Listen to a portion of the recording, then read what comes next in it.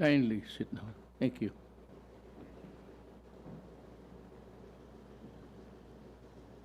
Spain Ambassador to the Philippines, His Excellency George Moraga Sanchez, Labor and Employment Secretary Silvestre Bello, Chief Presidential Legal Counsel Secretary Salvador Panelo, Presidential Assistant for the Visayas Michael Lloyd Dino, Senator Bongo, Eastern Samar Lone District Representative Maria Fe Abunda, Eastern Samar Governor Ibardoni, Ben Gian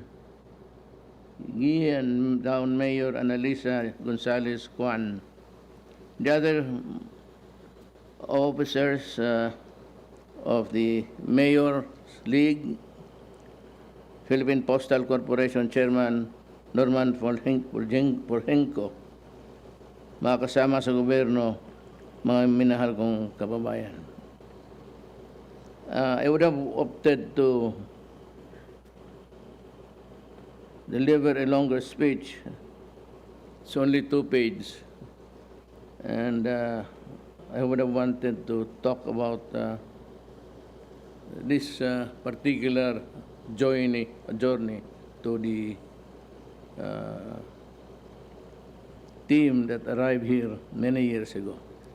I join you today as we celebrate the 50th anniversary of the arrival of Magellan Elcano expedition in the Philippines, which is one of the most important parts of humanity's first circumnavigation of the globe.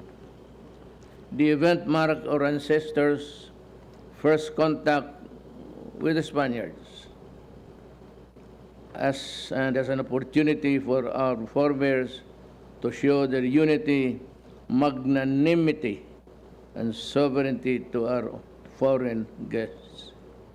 In Humonhon, our ancestors exemplified the unique generosity of the Filipino when they helped the Spaniards' expeditions depleted crew upon their arrival. A few days later, in the Battle of Mactan, Lapu-Lapu and his warriors, in an exemplary display of firm leadership and extraordinary courage, defeated and drove away the colonials. I hope that we commemorate these events that shaped our history 5 centuries ago. We may reinvigorate the historical and social civic consciousness of the Filipino, especially among the new generation.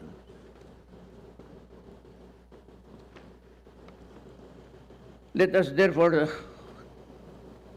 all take part in this 2021 quincentennial commemorations slated this year, so that we may bring our history, culture, and traditions closer to our hearts. Indeed, history should make us reflect on the past and look beyond our future. We should therefore honor those who have toiled so that we may become a nation we are today, modern, progressive, and ever-thriving. And while the events that we celebrate would therefore lead to the beginning of colonization, the Filipino people can find relief in the knowledge that we have gone far in our efforts to correct the mistakes of the past. As inheritors of this complicated yet glorious past, the duty now rests on the shoulders to continue the aspirations of the forebears. I therefore call on our kababayans to appreciate our rich history and learn from the experience of those that came before us, so that we may never again allow any other tribe to compromise our sovereignty.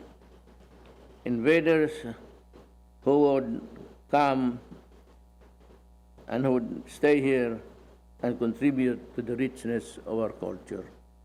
And of course, in the way of how we live.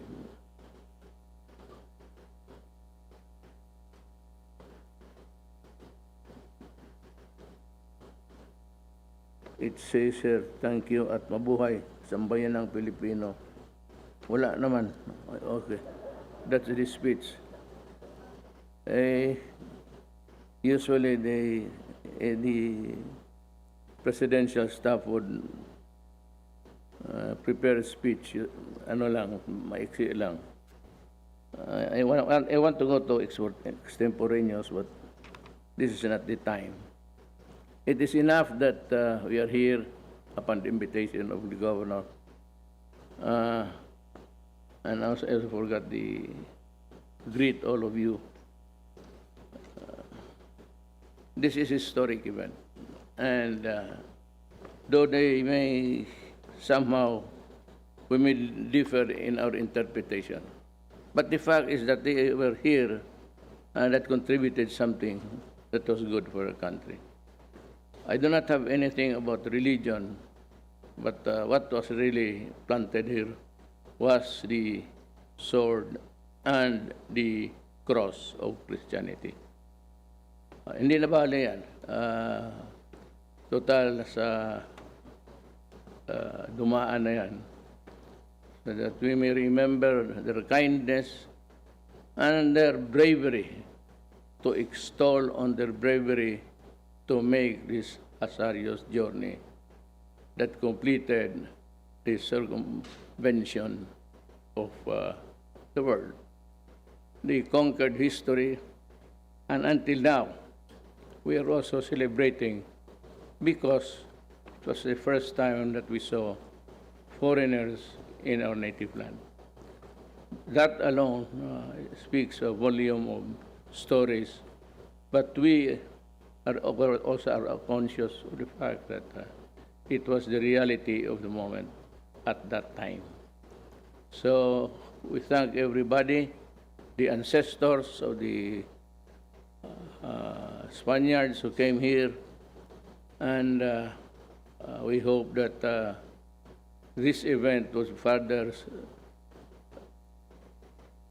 fortify our relations with the Spaniards.